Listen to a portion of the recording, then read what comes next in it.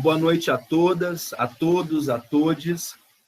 Primeiro eu quero agradecer a organização do Congresso Interdisciplinar de Educação, Interedu, agradecer aos organizadores do CAEduca, agradecer ao Diego Machado pelo carinho, a atenção, sempre o convite especial e a acolhida. E especialmente nesse momento de pandemias e pandemônios, deixar meu abraço caloroso a todos, a todas e a todes. Dizer que é com muito carinho, também com muita atenção, eu gostaria de me debruçar sobre esse tema, que é a questão da subjetividade, a questão da formação do sujeito em grada quilomba. Já há algum tempo eu tenho me debruçado sobre a questão de pensar o sujeito em outros autores, e hoje a ideia é a gente tentar contribuir a partir do pensamento da Grada Quilomba, que é uma estudiosa que muito nos interessa. Bem, meu nome é Alexandre Fernandes, eu sou formado em Letras pela Universidade do Estado da Bahia e fiz doutorado em Ciência da Literatura pela Universidade Federal do Rio de Janeiro.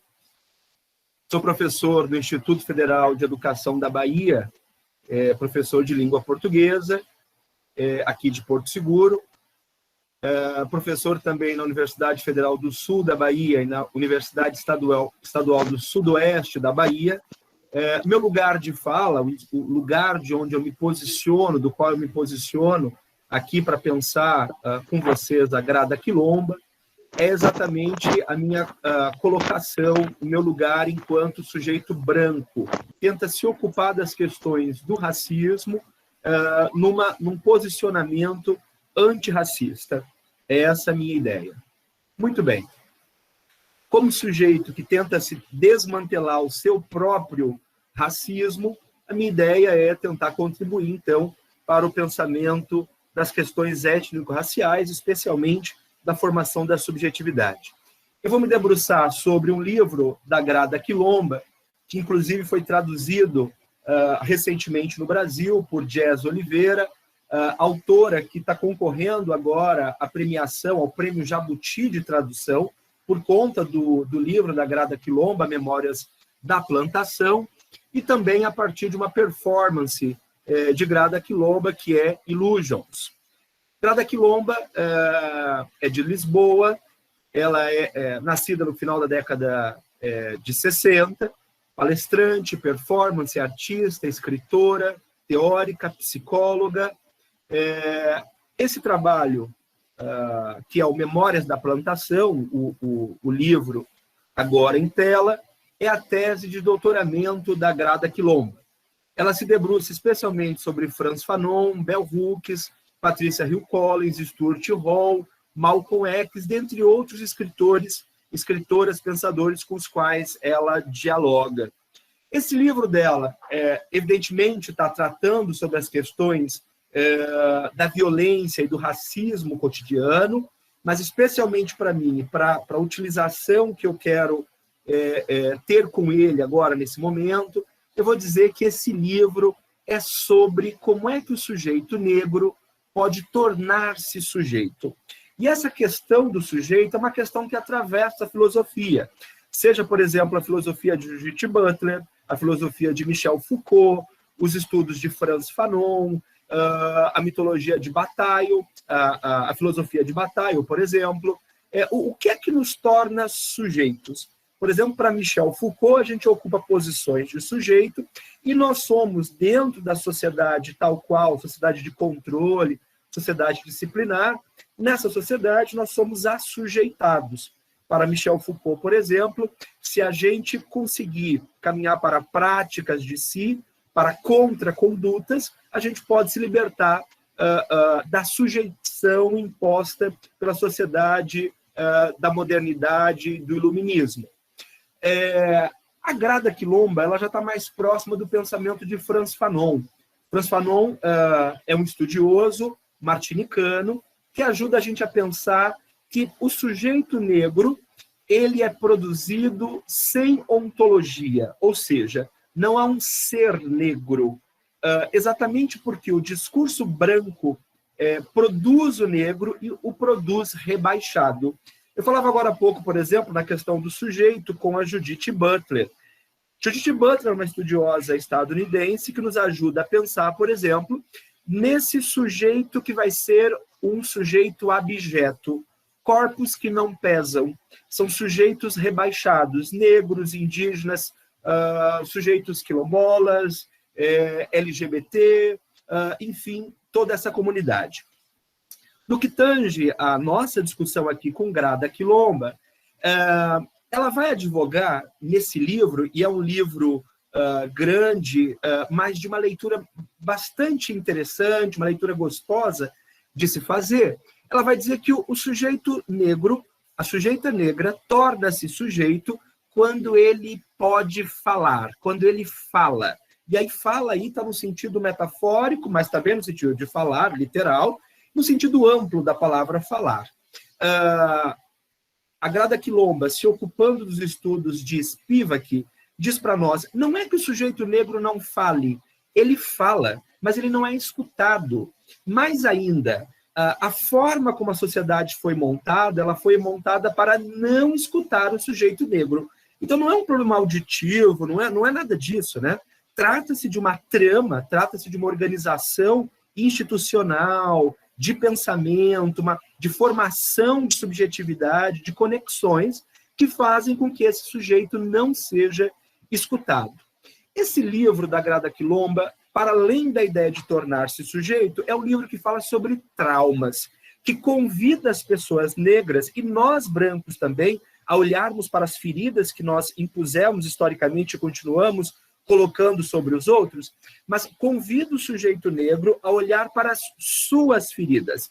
Grada Quilomba tem uma escrita muito pessoal no sentido, e isso não desqualifica, muito pelo contrário, a escrita do livro, a escrita da Grada Quilomba, mas uma escrita muito pessoal no sentido de aqueles sujeitos com os quais ela trabalhou na pesquisa são, de fato, colaboradoras, são colaboradores dela. Não são sujeitos que têm que ser dissecados, examinados, não há aí a relação de sujeito-objeto. Muito pelo contrário.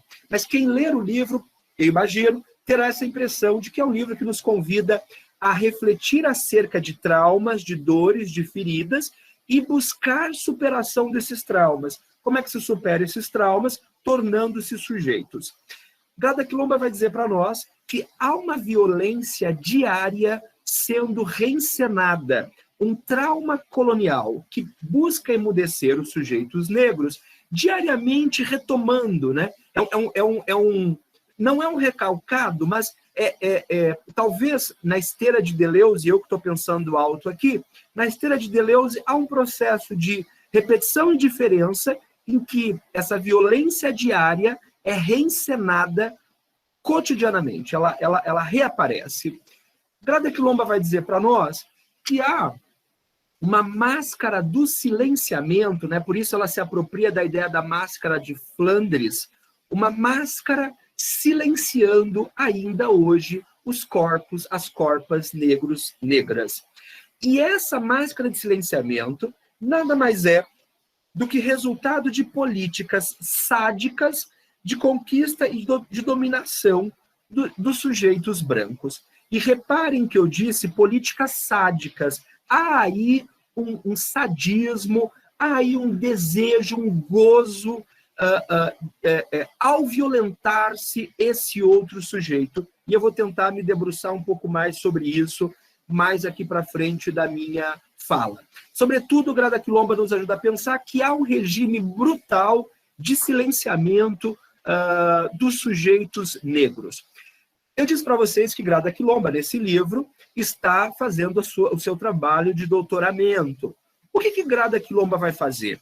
Ao invés de lidar com macropolítica, ela trabalha com micropolítica do pensamento. Ela recolhe histórias do dia a dia, levando as histórias das entrevistadas, das colaboradoras, muito a sério. Ela, de fato, ouve as suas entrevistadas. Então, para além de ser um trabalho que busca um título doutoral, é um trabalho que busca restabelecer as ordens, por assim dizer, em relação àqueles sujeitos que historicamente não são ouvidos.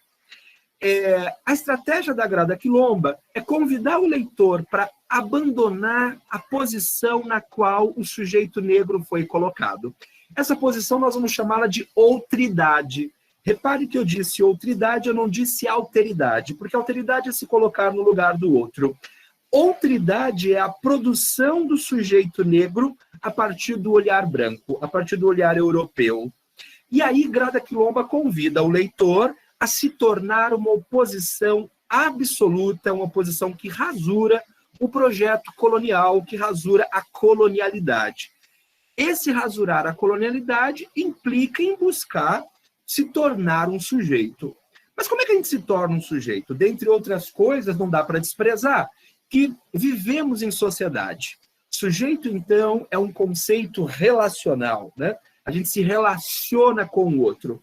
Agora, pergunta a Grada Quilomba, como é que fica, então, a produção da subjetividade, a produção do sujeito, ou tornar-se sujeito, daquele que historicamente tem sido agredido? Ela se pergunta, como é que o racismo, cotidianamente produzido, afeta a subjetividade da pessoa negra? Eu diria mais ainda, como é que afeta a subjetividade da pessoa branca? Porque o branco também é afetado. Não estou dizendo aqui que ele é o traumatizado da vez, nada disso. Mas como a produção de sujeito é um conceito relacional, todos estão aí afetados. Por exemplo, quando a gente diz que o feminismo não proporciona libertação, não proporciona um lugar mais saudável para as mulheres, proporciona-o também para os homens. Então, nesse sentido, é preciso pensar que esse racismo, evidentemente, afeta a subjetividade, traumatiza sujeitos negros e também dá a ler os traumas e as dores psíquicas dos sujeitos brancos. Eu vou chegar a isso um pouco mais para frente. Nesse sentido, é importante a gente pensar sobre o que caracteriza o racismo.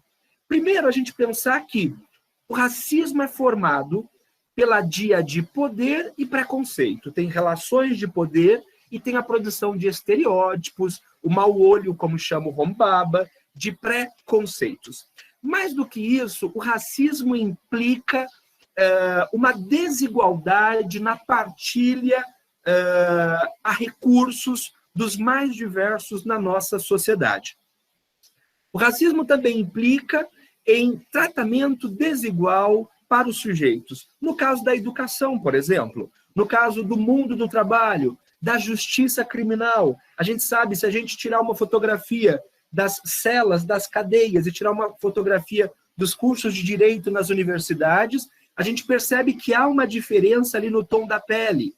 O fato é que o racismo coloca nós sujeitos brancos numa posição de vantagem em relação àqueles grupos que nós historicamente racializamos. O racismo tem a ver com vocabulário, com discursos, imagens, gestos, linguagens das mais diversas, que colocam o sujeito negro como o outro do branco, como a outridade. E aí o convite de Grada Quilomba para que esse sujeito negro saia desse lugar da outridade. A minha leitura do texto de Grada Quilomba é que, além de outras coisas interessantíssimas, ela diz que o trabalho dela é um trabalho transdisciplinar, mas há uma leitura decolonial, uma leitura pós-estruturalista dentro dos estudos de Grada Quilomba. Especialmente porque essa categoria outridade utilizada por ela, que está apontando para nós que o outro é a personificação de aspectos reprimidos da sociedade branca, o outro, o negro, ele a princípio por si só não existe, ele é uma construção que nasce de aspectos reprimidos do sujeito branco. Ao fazer isso, o que Grada Quilomba está mostrando para nós é que esse sujeito negro, essa categoria negro, ela não pode deixar de ser vista a partir de uma clivagem, de um entrelugar que posiciona esses sujeitos numa relação. Muito bem. E como é que Quilomba diz para nós que o sujeito negro vai tornar-se sujeito? É preciso impor limites, recusar-se ao discurso branco, impor barreiras, negar e rasurar esse lugar da outridade. Cabe, segundo Quilomba, ao sujeito negro, à sujeita negra, afirmar-se independentemente da relação com o branco. Ou seja, não esperar que o branco convalide aquilo que o sujeito negro está fazendo. Grada Quilomba nos diz mais. Há um componente aí que é válido, inclusive esse componente o qual é a raiva.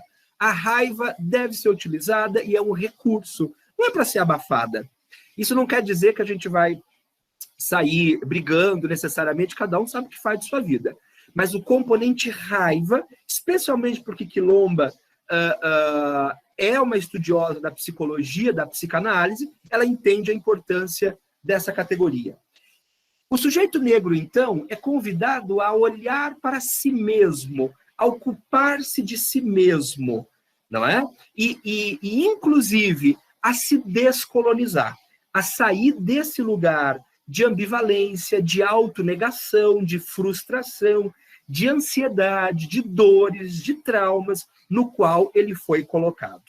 E essa capacidade de descolonial, né, que a Grada Quilomba nos convida, é que o sujeito negro diga não, recuse-se à representação branca, rejeite os aspectos negados do eu branco, que, ao fim e ao cabo, são reprojetados nas pessoas brancas. É isso que Quilomba está nos dizendo, que a formação do sujeito negro tem a ver com aspectos que o sujeito branco não gostaria de ver em si, não quer ver em si, e projeta no outro. E isso causa, claro, né, Quilomba vai dizer, causa uma dor, um sofrimento psíquico muito grande no sujeito negro. Porque esse sujeito negro, ele não se vê tal qual o branco o retrata. Nesse sentido, Quilomba diz, é preciso produzir desobediências. Desobediências poéticas, desobediências da linguagem. É preciso desobedecer para se tornar sujeito. Desmantelar, então, a opressão pós-colonial e o desejo racista que, historicamente, aniquila os corpos, e quando eu digo corpo, não é apenas o corpo material, os corpos, as corpas negros, negras, tentando colocá-los numa determinada normatividade. Quilomba nos convida, então, a rasurar a branquitude, inclusive apontando para a branquitude que ela, historicamente, se arrogou o desejo de ser universal, que ela se arrogou a identidade soberana, a identidade do poder, e que ela não se dava a si mesma um nome. Ela não era marcada, marcava-se o outro, não a ela branquitude, não a ele branco. Então, rasurar a branquitude faz parte desse processo do sujeito negro se tornar um sujeito, né? Demover, então, a branquitude do lugar da centralidade, da norma, da normalidade que o sujeito branco arrogou para si mesmo. Nesse sentido, eu acho que a gente pode começar, inclusive, dizendo que o sujeito branco, a sociedade branca, o discurso branco, a branquitude, é, antes de tudo, patológica. Ela tem dores, sofrimentos, traumas, problemas psíquicos, inclusive, para serem resolvidos. Para além do que ela expressa de normalidade, Grada Quilomba aponta, e eu vou tentar aprofundar um pouco isso, há uma série de patologias que o sujeito branco produz. Muito bem. Até porque, quando o branco produz o negro, o que o branco está fazendo é depositar no sujeito negro os medos que ele, branco, tem. É depositar as fantasias que ele, branco, tem. Logo, o sujeito negro nasce, resulta de repressões, de projetos racistas, narcisistas, da personificação racista de aspectos reprimidos na sociedade branca. A gente poderia dizer, então, que esse sujeito branco, ele sofre de fobias e de esquizofrenias. Ou seja, nós brancos precisamos, antes de tudo, de tratamento. Precisamos, inclusive, aprender a ouvir o outro e ouvir aquela realidade que a gente não gostaria de ouvir, porque nos tiraria, demoveria da centralidade e do lugar de privilégio que arrogamos historicamente para nós. Não é à toa que Grada Quilomba vai se utilizar do mito de Narciso para pensar essa relação do sujeito negro, sujeito branco. Um pouco tocado pela leitura da Grada Quilomba, eu gostaria de ler rapidamente para vocês o mito de Narciso, que está num livrinho da Elisabeth Rodinesco, Dicionário de Psicanálise, para tentar construir com vocês a seguinte ideia. O Narciso, ele é a metonímia, ele é a metáfora da construção da branquitude como a condição humana ideal.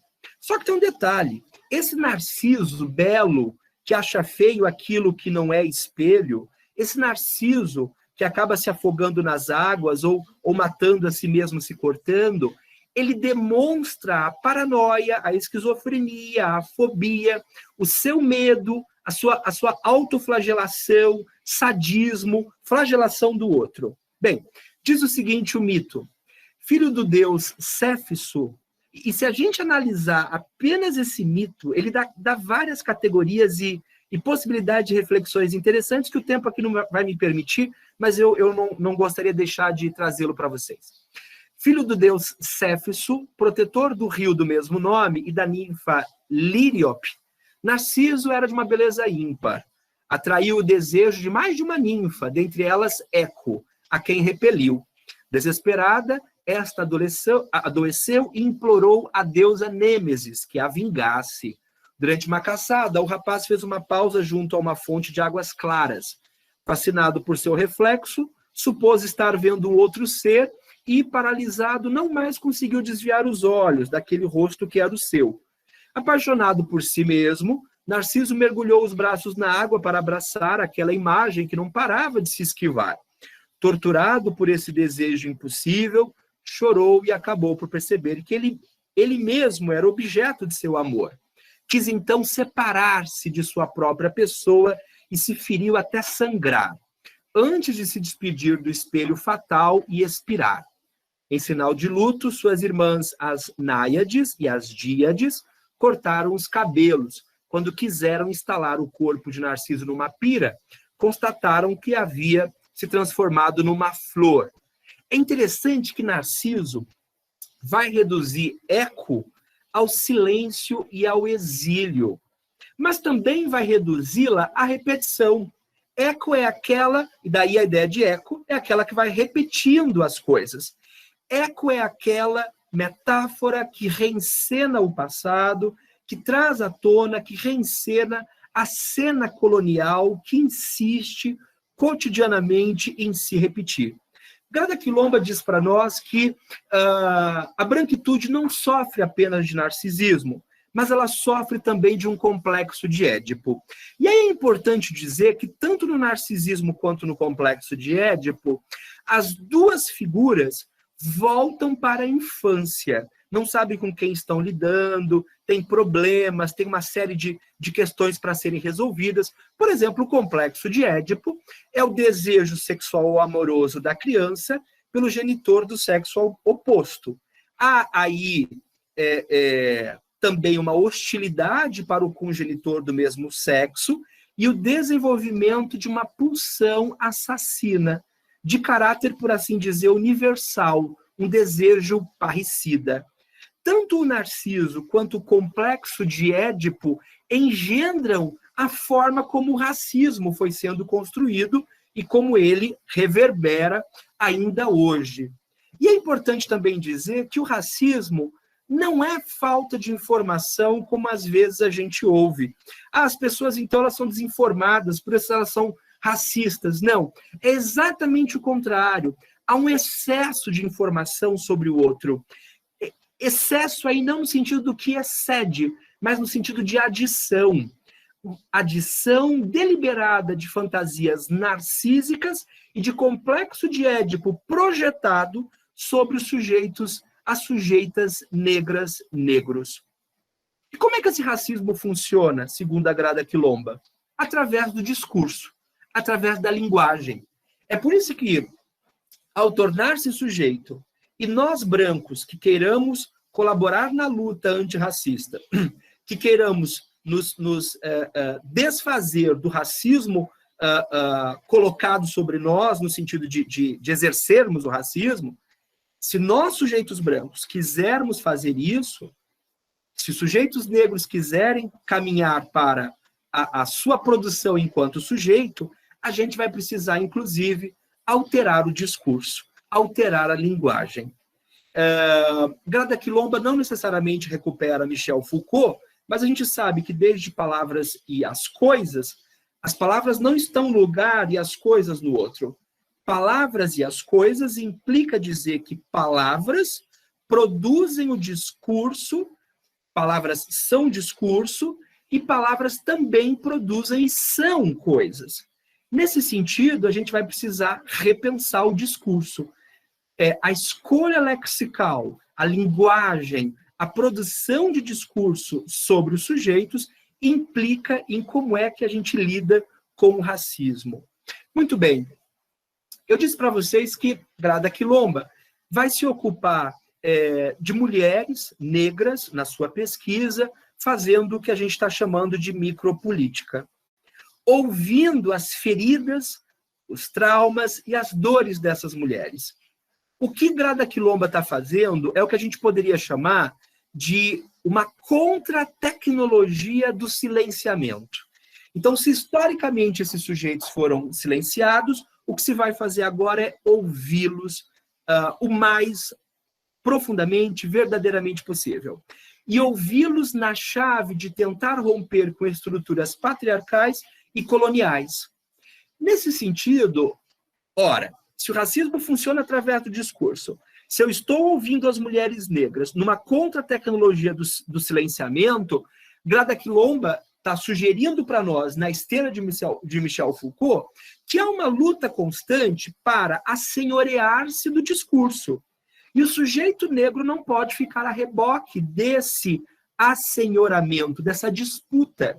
Então é preciso, inclusive, entrar numa disputa de contranarrativa, tentando, então, dominar, domar, controlar, se assenhorear da narrativa da colonialidade, da narrativa colonial que prossegue, gerando, inclusive, uma nova linguagem. Ora, se não há uma palavra para dizer aquilo, aquela dor, aquele sentimento, para dizer aquilo que se gostaria de dizer, é preciso produzir, então, neologismos, novos discursos, novas categorias de análise. Grada Quilomba diz para nós, então, que a escolha lexical, a escolha da palavra é, portanto, política. É política. E tem a ver com a luta contra o racismo cotidiano. Agora, o que é esse racismo cotidiano? Esse racismo cotidiano implica em dizer que as pessoas são boas, são más, são negativas? Para a Grada Quilomba, implica em compreender que nós, sujeitos brancos, queremos cotidianamente restabelecer a ordem colonial perdida.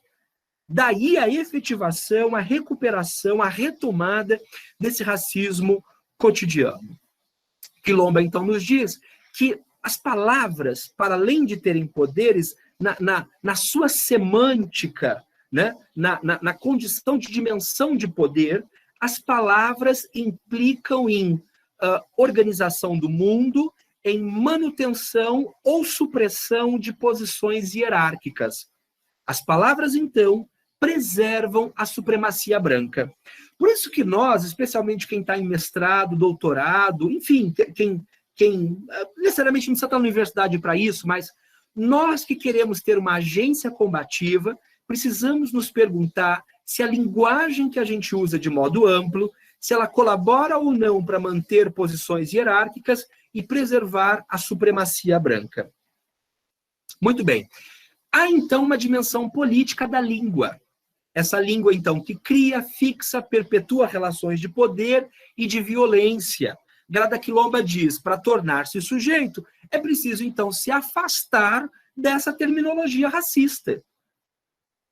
Bom, e essa terminologia racista, como eu disse, causa no sujeito negro uma série de dores. Essas dores a gente pode pensar em traumas psíquicos, podemos pensar em alienação, decepção, mágoas, que podem inclusive levar à morte, ao suicídio. Não à toa, no livro dela, há uma discussão intensa, interessante, sobre a questão do suicídio. É preciso pensar que essas imagens impostas ao sujeito negro cria nele uma dor, porque ele não sabe para onde ir. É como se ele estivesse jogando um jogo em que, quando ele se aproxima da resposta, o jogo muda, a regra muda. Ou seja, as imagens impostas para ele não são nada realistas, não falam dele, e quando ele tenta entrar nesse jogo, parece que a coisa muda. Um exemplo, então eu estabeleço um padrão de beleza e eu, menina negra, entendo que preciso entrar nesse padrão de beleza. Parece que quanto mais eu vou me aproximando, esse padrão muda um pouco. Quando vai chegando, muda, muda, muda. Isso causa uma dor, um esgotamento psíquico, mental, de saúde corporal mesmo, né? Não à toa, Grada Quilomba vai falar da somatização das dores psíquicas no corpo. E isso tem a ver com a violenta barbaridade que o mundo branco proporcionou historicamente para todos nós. Quero abrir um parênteses aqui. Ao ler a Grada Quilomba e pensar nesse encontro de hoje, Grada Quilomba nos ajudando a pensar sobre a importância da fala e da escuta desse sujeito negro, né? No culto aos orixás, por exemplo, tem uma coisa chamada abrir a fala. Antes do culto aos orixás, queria apenas lembrar que, por exemplo, o Freud, com todas as reservas que a gente poderia ter aqui, mas Freud é o primeiro psicanalista, o primeiro médico que vai atender as pacientes e pedir para que elas falem. Hoje mesmo eu estava assistindo a uma live da Maria Homem, que é psicanalista brasileira, junto com uma outra mulher, me fugiu agora o nome, ela trabalhou no Porta dos Fundos, e aí tem um momento, não me lembro agora exatamente o caso, tem um momento em que ela diz assim, elas estão falando sobre a internet, porque, enfim, agora, inclusive com a pandemia, o mundo ficou muito na internet, e aí essa atriz diz assim, eu tenho até medo de dizer quantas horas eu fico na internet, né? Tenho até medo de falar isso. Aí Maria Homem diz, fala, pode falar, é aí que tem que falar, porque aí destrava, porque não é uma fala para o padre, não é uma fala para o pastor, não é uma fala não é uma fala confessional, no sentido, pensando, por exemplo, como Michel Foucault, em que o sujeito seria sequestrado pelo discurso dominante. É uma fala no sentido de tentar encontrar consigo mesmo, se destravar e tornar-se sujeito. Isso na esteira da psicologia de Freud, no culto aos orixás, por exemplo, quando os sujeitos que passam por determinados ritos, em boris, em ritos de iniciação, passam também por processos de abrir a fala. O que é abrir a fala? É o momento em que o orixá poderá dar o seu ilá, é dizer o seu nome. Há, por exemplo, mitos que falam da utilização de pimentas de atare para fortalecer a fala, a utilização de pena, por exemplo, a pena do pássaro icodidé, para fortalecer a fala. Não é à toa, por exemplo, haver mitos de Exu e de Ifá, que são energias que sabem falar todas as línguas. Exu, por exemplo, é o orixá da comunicação. Ancestrais, por exemplo, como Babá Egum, só se tornam eguns, Babá Eguns, quando abrem a fala, não é? Enfim, eu poderia me debruçar sobre isso, mas não é o caso. Queria pontuar apenas, porque aí dá uma outra discussão bastante interessante. Muito bem, mas eu dizia que, então, essa fala é recalcada. Por que então o sujeito branco, historicamente, silenciou, prossegue silenciando o sujeito negro, né? Esse sujeito construído na outridade? Ora, porque o sujeito branco teria muita dificuldade, tem muita dificuldade de reconhecer o conhecimento do outro. Porque esse sujeito branco está lidando numa defesa de ego, egocentrada, numa defesa narcísica de si mesmo e que implica em negação, culpa, vergonha, pode caminhar para reconhecimento e reparação. Grada Quilomba divide essas fases como fazem que o sujeito branco, se permitir ouvir, pode caminhar para a reparação e, de repente, se tornar um sujeito que colabore na luta antirracista. Mas, inicialmente, parece que caminha-se para negação, culpa, sentimento de vergonha, reconhecimento e reparação. Agora, eu dizia que essa fala do sujeito negro, ela também é questionada, não é ouvida, não é aceita. Ora, o que nós brancos montamos? Nós brancos montamos que nós somos o sujeito do universal. Quando o negro fala, ele é específico. Nós brancos somos objetivos, eles são subjetivos. Nós somos neutros, eles são pessoais, emocionais, parciais. A gente diz que nós temos ciência, produzimos fatos, lidamos com fato, com conhecimento. O sujeito rebaixado, o negro, não. A gente vai dizer que ele tem opiniões, experiências, é um conhecimento que lida com a experiência e não necessariamente com um saber mais detido. Há textos, por exemplo, da Bell Hooks, em que ela vai questionar fortemente a forma, o modus operandi da academia, da ciência da Universidade Branca. Muito bem. Então, se trata de ritos de silenciamento e ritos de castração produzidos para o sujeito negro. Não é à toa que desde, ou pelo menos até a década de 50, os homens negros linchados nos Estados Unidos muitas vezes podiam ser submetidos a rituais de castração. E aí eu estou dizendo retirar o pênis mesmo, né? Quilomba nos diz, o assassinato do homem negro e a posse do pênis do homem negro espelha a conexão, tem aí uma angústia, um gozo, né? O gozo, ele é essa categoria da psicologia, da psicanálise, que implica em dor e em desejo, né? Então tem aí uma conexão entre desejo, inveja e destruição do outro. O sujeito negro, então, torna-se um objeto de desejo, de angústia do sujeito branco.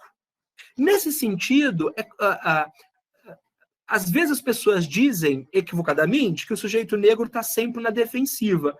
Ora, mas é muito difícil mesmo viver numa sociedade em que o sujeito branco, historicamente, está lá esperando o melhor momento para atacar e destruir. Bom, nesse sentido, Grada Quilomba, se apropriando, se utilizando do pensamento de Bell Hooks, diz, olha, as pessoas negras vivem sempre aterrorizadas pela branquitude. Pensem do ponto de vista psicológico na horda de dor e de sofrimento que essa aterrorização propõe. Não é à toa que sujeitos negros, especialmente no nosso país, morrem muito mais cedo que sujeitos brancos de ataque cardíaco. Eu falava para vocês sobre a questão do suicídio. Inclusive, Quilomba vê o suicídio como uma categoria de emergência do sujeito, a partir da qual ele pode, sim, tornar-se um sujeito. Muito bem. E Quilomba vai dizer, e as mulheres negras? Ora, se os homens negros sofrem, as mulheres negras sofrem duplamente, porque ela é uma outridade duplamente negada. Ela é a antítese tanto da branquitude do homem branco, quanto a antítese da branquitude da mulher branca. E, nesse sentido, há um peso muito maior para a mulher negra. Eu estava dizendo da importância da questão da fala, do ouvir, da questão da escolha lexical, da produção de conhecimento, o que nos leva a lembrar que Grada Quilomba vai dizer, para que o sujeito negro torne-se sujeito, ele precisa produzir conhecimento. Apropriar-se, então, das questões da epistemologia, né? Veja, um recorte da Grada Quilomba. Deixem-me lembrar-lhes o que significa o termo epistemologia. O termo é composto pela palavra grega episteme, que significa conhecimento, e logos, que significa ciência. Epistemologia, então, a ciência da aquisição de conhecimento, que determina os temas, quer dizer, quais são os temas dados como verdadeiros e que podem ser ditos? Os paradigmas, ou seja, quais as narrativas e interpretações que são aceitas? E C, os métodos. Quais os métodos para se produzir conhecimento confiável e verdadeiro? Epistemologia define não somente como, mas também quem produz conhecimento verdadeiro e em quem acreditarmos. Nesse sentido, se esse sujeito negro não se erige como sujeito epistêmico, como sujeito que produz epistemologia, eu posso ter um médico negro e aí ele me dá um laudo, ele me dá uma prescrição, um parecer, e eu digo, não, peraí, eu vou buscar um outro médico aí, né? Quem não lembra quando das discussões em torno das cotas, as pessoas dizendo, tudo bem se cotas passar, mas na hora de procurar um médico, eu não quero um médico negro, não. O que a gente está dizendo com isso sobre produção de conhecimento, sobre produção de saberes, que saberes são válidos, que saberes não são válidos? Muito bem. E há o mito de que as pessoas negras se vitimizam. Esse mito faz parte da estratégia de silenciamento. É uma forma de manter os sujeitos negros no lugar que nós, brancos, historicamente construímos. Nesse sentido, é preciso que as pessoas negras falem mais, e mais ainda, acerca das experiências e das vivências do racismo. Quando esse sujeito fala mais, aquilo que eu dizia do Freud, da Maria Homem, fale. Quando ele fala mais, isso tem a ver com o seu empoderamento. Quilomba entende que, ao falar, esse sujeito se empodera. Tem a ver com um ato real de descolonização, de resistência política, no qual o sujeito negro para de se ocupar do sujeito branco e começa a pensar a si mesmo, ocupando-se de si. Ele se torna importante, ele se torna o centro. Muito bem. Isso implica em tentar alcançar um novo papel de igualdade, né? É preciso, então, rasurar a dinâmica colonial e que o sujeito negro se despeça desse lugar de outridade. Não aceite mais, não convalide as fantasias produzidas pelo mundo branco. E como é que, então, esse sujeito negro, além do que foi dito aqui, esse sujeito negro vai produzir a si mesmo?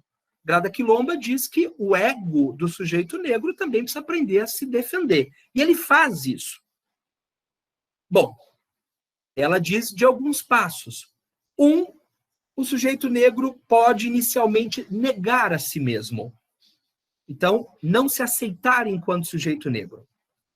Depois ele pode caminhar por uma frustração.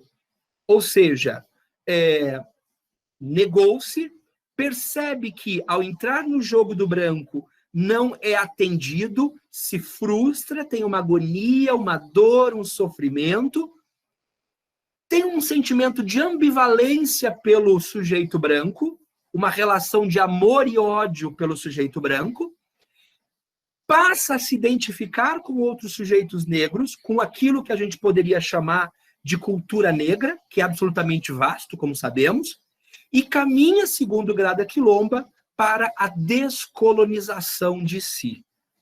Esse processo de descolonização de si é absolutamente fundamental, e é quando o sujeito negro começa a ocupar-se de si mesmo, começa a produzir não mais uma identificação alienante com a branquitude, mas uma identificação positiva com a sua própria negritude. Isso produzindo nele mesmo um sentimento de segurança interior, de autorreconhecimento. Quando isso ocorre, segundo Grada Quilomba, o sujeito negro está fora da ordem colonial.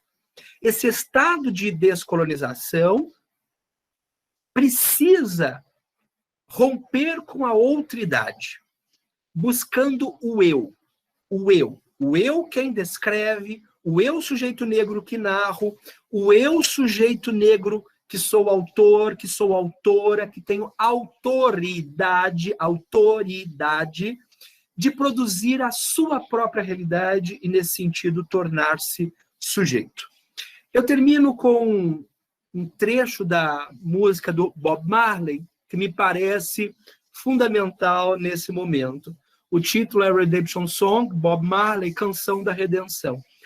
Bob Marley escreveu: velhos piratas, eles me roubaram, me venderam para os navios mercantes, minutos depois deles me tiraram do porão sem fundo. Emancipem-se da escravidão mental. Ninguém além de nós mesmos pode libertar nossa mente. Por quanto tempo vão matar nossos profetas enquanto ficamos parados olhando? Bem, pessoal, queria agradecer a audiência, a paciência de vocês, agradecer novamente ao evento, sempre o convite carinhoso, caloroso de vocês todos, todas. Fica aí, sobretudo, o convite para a leitura e aprofundar os estudos a partir da Grada Quilomba. Muito obrigado.